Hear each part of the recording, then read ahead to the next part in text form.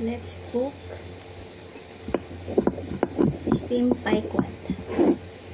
Steamed pie quad with squash. Ito yung kalabasa, squash with ginger, black tausi.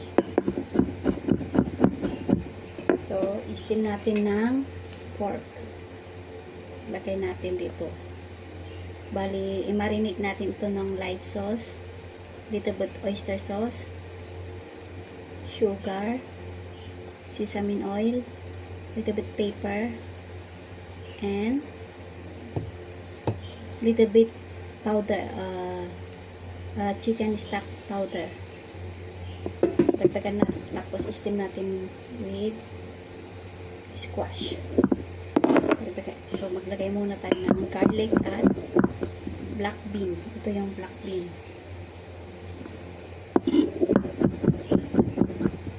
Steamed pork ribs.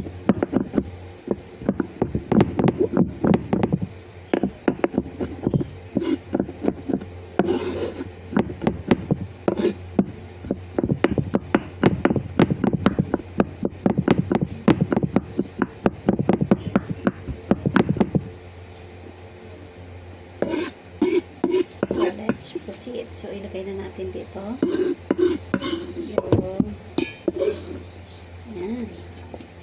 Spread lang natin.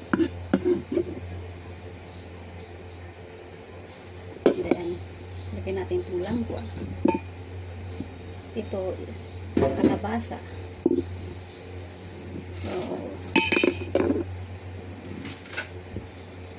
ganyan. Mix lang natin. Bali, itong pork marinate ko na kanina.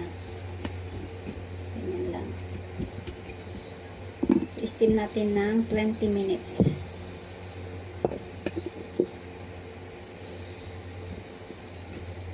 Simple recipe. This is another simple recipe.